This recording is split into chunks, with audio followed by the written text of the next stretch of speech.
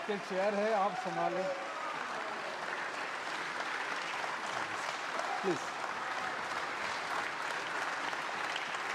बहुत बहुत शुक्रिया।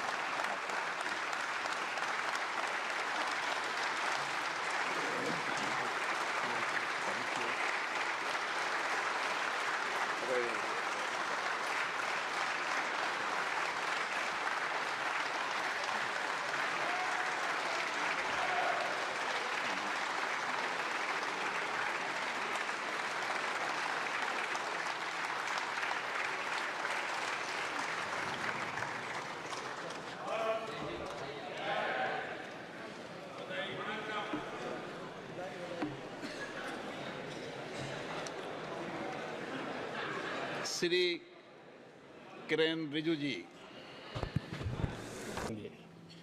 उसके विषय में लिखा जाएगा तो भारत के भविष्य को नई दिशा देने में आपकी अध्यक्षता वाली 70वीं लोकसभा की बहुत बड़ी भूमिका रही है। आदरणीय अध्यक्ष जी, 17वीं लोकसभा में नारी शक्ति वंदन अधिनियम 2023, जम्मू कश्मीर पुनर्गठन विधेयक, भारतीय न्याय संहिता, भारतीय साक्ष्य बिल, भारतीय नागरिक सुरक्षा संहिता, सामाजिक सुरक्षा संहिता, digital personal data protection bill, मुस्लिम महिला विवाह अधिकार संरक्षण विधेयक, transgender persons protection of rights bill, consumer protection bill, direct tax, विवाद से विश्वास विधेयक, सामाजिक, आर्थिक और राष्ट्रीय महत्व के ऐसे कितने ही महत्वपूर्ण ऐतिहासिक कानून 17वीं लोकसभा में आपकी अध्यक्षता के अंदर इस सदन ने पारित किए हैं और देश के लिए एक मजबूत नींव बनाई है। जो कार्य आजादी के 70 साल में नहीं हुए, आपकी अध्यक्षता में इस सदन ने इसको करके दिखाया। आदरणीय अध्यक्ष जी, लोकतंत्र की लंबी यात्रा में कई पड़ाव आते हैं। कुछ अवसर ऐसे होते हैं जब हमें कीर्तिमान स्थापित करने का सौभाग्य मिलता है। 17वीं लोकसभा में उपलब्धियां, मुझे पूरा विश्वास है देश आज भी और भविष्य में उसका गौरव करेगा। आज देश अपनी आकांक्षाओं की पूर्ति के लिए भारत को आधुनिक बनाने की दिशा में जब हर तरह से प्रयास, ये भाजपा के लोग किसी भी हालत में आरक्षण को रोकने का काम करेंगे। और हम लोग शुरू तौर से ही कहते रहे, चुनाव में भी हम लोगों ने कहा था कि भाई ये बीजेपी के जो लोग हैं ये आरक्षण विरोधी लोग हैं। आप लोगों को पता होगा कि हम लोग जाति आधारित गणना जब कराई थी तभी बीजेपी के लोगों ने इसी तरीके से कोर्ट में PIL वगैरह करा के रुकवाने का प्रयास किया। सॉलिसिटर जनरल तक को खड़ा किया गया, एफिडेविट डाली गई, लेकिन हम लोगों की अंत में जीत हुई और हम लोगों ने सर्वे भी कराया जाति आधारित, और उसके बाद 75% आरक्षण जो है पिछड़ों का, अति पिछड़ों का, दलित, आदिवासियों का हम लोगों ने बढ़ाया और EWS 10% हम लोगों ने छोड़ा। तो हम लोगों ने उस समय भी आपको पता है कि दिसंबर के माह में, नवंबर में हम लोगों ने कर दिया था ये काम और बढ़ाने का आरक्षण। और दिसंबर में हम लोगों ने भी कैबिनेट में, हम लोग की जो महागठबंधन का जो कैबिनेट था, हम लोगों ने भारत सरकार को भी हम लोगों ने रिक्वेस्ट किया था। उसके बाद हम विजय चौधरी वगैरह सब लोग बैठ के प्रेस कॉन्फ्रेंस भी किए थे कि भाई इसको शेड्यूल 9 में जो है डाल दिया जाए ताकि ये सुरक्षित रहे तमिलनाडु के तर्ज पर। लेकिन तब से अब तक 6 महीने हो गए हैं, भाजपा और केंद्र सरकार ने अब तक इस काम को पूरा नहीं किया। और हमको पता नहीं क्यों माननीय मुख्यमंत्री जी अब चुप्पी साधे हुए हैं। हम लोग तो लगातार जो है इसकी लड़ाई लड़े, संघर्ष किए और हम लोगों ने आरक्षण को बढ़वाया हमारी सरकार ने। और बीजेपी के आते ही आप देखिए किस हिसाब से आरक्षण को समाप्त करने का प्रयास किया जा रहा है। माननीय मुख्यमंत्री जी, जनता दल यूनाइटेड के लोग इस मामले में चुप है, लेकिन हम अनुरोध करते हैं माननीय मुख्यमंत्री जी से, कई बार आपने प्रधानमंत्री जी के पैर पकड़े हैं, इस बार भी पैर पकड़ करके कम से कम शेड्यूल 9 में जो है आप इसको डलवाने का काम करें। अगर नहीं हो तो हम प्रस्ताव भी देना चाहते हैं कि सर्वदलीय लोग जो है बिहार के लोग, वो जाके प्रधानमंत्री से जाकर के मिले और मिल करके जो है इसको अनुच्छेद 9 में जो है हम लोग डलवाने का काम करें। क्या तो ये तो हम लोग चाहते हैं कि भाई सब लोगों को जो अधिकार है वंचित शोषित समाज का, जिसकी जितनी आबादी है उस हिसाब से लोगों को हक मिलना चाहिए, सम्मान मिलना चाहिए, अधिकार मिलना चाहिए। तो हम लोग इस लड़ाई को हम लोग लड़े हैं, आगे भी लड़ेंगे। और अगर बिहार सरकार अगर सुप्रीम कोर्ट नहीं जाएगी तो राष्ट्रीय जनता दल सुप्रीम कोर्ट जरूर जाएगी। नमन है जिन्होंने लोकतंत्र, संविधान, देश में नौजवानों को सम्मानजनक रोजगार और देश की खेती विकसित हो, घाटे की खेती खत्म हो और देश की खेती किसानों के हाथ में रहे, कॉर्पोरेट के हाथ में गुलाम न हो, इसके लिए जो वोट दिया है, इंडिया गठबंधन को चुना है, भाकपा माले को विजय बनाया है, इसके लिए काराकाट की जनता साधुवाद की बात है। धन्यवाद। देखिए, ये एनडीए सीट जब से काराकाट सीट बना है, एनडीए का कब्जा था, ये बात सही है। और एनडीए ने इस पूरे दौर में अपनी साख खो दी है। एनडीए के भाषणों पर लोगों को यकीन नहीं है। ये न रोजगार दे पाए, न 15 लाख रुपया दे पाए, न किसानों की आमदनी दुगनी कर पाए, न सस्ता गैस सिलेंडर दे पाए। तो हर मुद्दे पर उनके वादे खोखले और जुमले साबित हुए। इसलिए लोगों ने एनडीए को खारिज करने का मन बना लिया था। इंडिया गठबंधन लोगों के बीच एक भरोसा पैदा कर रहा है और उसमें भी खास तौर से उसके पीछे जो भाकपा माले खड़ी थी, उसके प्रति लोगों का विश्वास और ज़्यादा बढ़ा। हम उस क्षेत्र के ही रहने वाले हैं। ओबरा विधानसभा से 2 बार हम मिले रहे हैं और हमारे काम को, हमारे विश्वास को, व्यवहार को लोगों ने देखा और परखा है।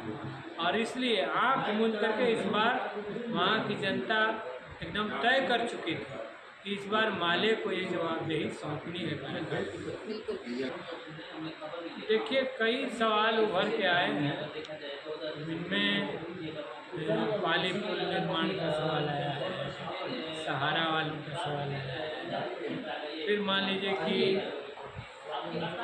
इस लू में जो चुनाव हुए जिसमें काफ़ी लोगों की मौतें हुई, तो इसमें बदलाव, ये प्रश्न है। और लंबी मांगों में आप सोन नहरों के आधुनिकीकरण का सवाल, भगवत जलाशय का निर्माण का सवाल, या अन्य मुद्दे डालिया नगर उद्योग समूह फिर से पुनर्जागृत करने का सवाल, ये सारे प्रश्न थे। काराकाट असल में देखिए जो नाम पड़ा है, वहाँ एक ऐतिहासिक मेला हुआ करता था मवेशी, इसीलिए वहाँ विक्रमगंज, दाऊदनगर, डेहरी बड़े बड़े नाम हैं, लेकिन नाम अंततः पड़ा है।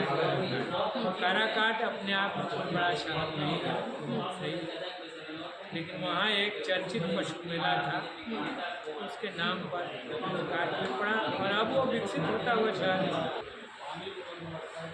पूरे क्षेत्र के विकास की जवाबदेही है। काराकाट अब लोकसभा क्षेत्र है, 6 विधानसभाएँ हैं और हर जगह खास समस्याएँ हैं। नवीनगर हो, इधर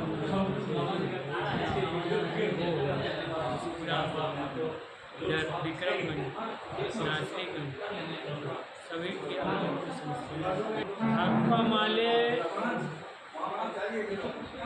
इन चीज़ों से न झुकती है, न ऐसे मामलों में विचलित होती है। वो एक उसूली पार्टी है और अपने उसूलों पर, नीतियों पर, पार्टी अनुशासन में वो रहती है।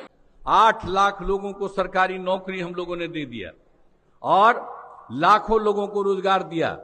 और हम लोगों ने जो तय कर दिया था 7 निश्चय 2 में कि 10 लाख नौकरी देंगे और 10 लाख रोजगार देंगे। हमारे अध्यक्ष जी ने बताया आपको कि मूल रूप से हम लोगों ने आपको आमंत्रित किया है यह बताने के लिए कि हम लोगों की एनडीए सरकार के लिए बिहार में युवाओं और रोजगार, माने युवा और रोजगार, युवाओं से संबंधित समस्याएं और जो हम उनके लिए रोजगार सृजित कर रहे हैं। क्यों साफ तो नहीं है क्या? किन्हीं को आवाज मिलने में दिक्कत है? हैं? तो मुख्य रूप से जो हमारे सरकार की नजर में युवाओं की और उनके लिए रोजगार उपलब्ध कराने की कितनी बड़ी और अहम प्राथमिकता है, उसके बारे में हमने चर्चा करने के लिए आप लोगों को आमंत्रित किया है। कल जो मुख्यमंत्री जी की तरफ से पूरे प्रदेश के लोगों को वाकिफ कराया गया है कि जैसे 2020 से जब हमारी एनडीए की सरकार बनी थी, जिसको बिहार के लोगों ने अपना समर्थन दिया था, उसी समय हम लोगों ने अपने अहम कार्यक्रमों की रूपरेखा 7 निश्चय 2 के माध्यम से, आपके माध्यम से भी लोगों के सामने रखी थी। और उसमें भी आपने देखा होगा कि युवाओं की समस्याओं को दूर करने और खास करके जो हमारे युवा हैं, बेरोजगार हैं, उनके लिए रोजगार के अवसर सृजित करने में हमारी कितनी दिलचस्पी है और हम इसको कितना महत्वपूर्ण मानते हैं, ये हमने उसी समय अपनी प्राथमिकताओं के माध्यम से लोगों को बताया था। और आज जब इस कार्यकाल के सरकार के लगभग 3.5 पौने 4 वर्ष पूरे हो रहे हैं, तब मुख्यमंत्री जी ने प्रदेश के लोगों को एक तरह से जानकारी दी है कि हमने जो वादा किया था या हमने जो आपको भरोसा दिलाया था, उस क्षेत्र में या उस मोर्चे पर हमने कितनी बड़ी सफलता हासिल की है, वो हम लोगों के सामने मुख्यमंत्री जी ने हम लोगों ने रखा है।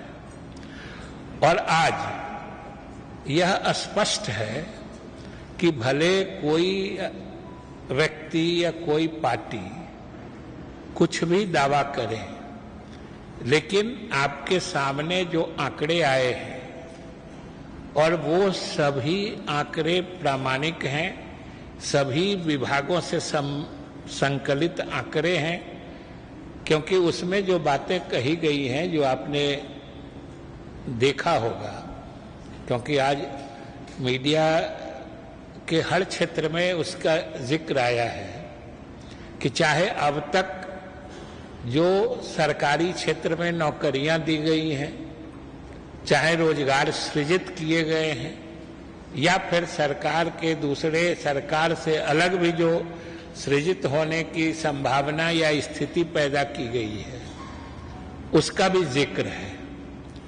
तो हम तो सबसे पहले आपके माध्यम से बिहार के लोगों को यह बताना चाहते हैं कि हमने जो आपसे वादा किया था और उस वादा को पूरा करने के लिए हमने जो कार्य योजना 7 निश्चय 2 के माध्यम से बनाई थी, उस पर न सिर्फ हम ईमानदारी और मुस्तैदी से पहल कर रहे हैं, प्रयास कर रहे हैं, बल्कि हमारे प्रयासों का नतीजा है कि जो हमने अपना लक्ष्य निर्धारित किया था, जो हमारे अध्यक्ष जी बता रहे थे कि जैसे 10 लाख लोगों को हम लोगों ने सरकारी क्षेत्र में नौकरियां देने का वादा किया था, और अभी जो आंकड़े बताए गए हैं उसमें वो लगभग 12 लाख से भी अधिक पहुंच रहा है। उसी तरीके से रोजगार सृजन के मामले में भी जो हम लोगों ने 10 लाख का वादा किया था वो तो अभी लगभग उसके दोगुने से भी अधिक की संख्या पहुंच रही है। तो ये हमारी मुस्तैदी और ईमानदारी से अपने वादे को निभाने का ही परिणाम है। तो एक तो ये कि नीतीश कुमार के नेतृत्व में जब सरकार काम कर रही है तो वो जो सरकार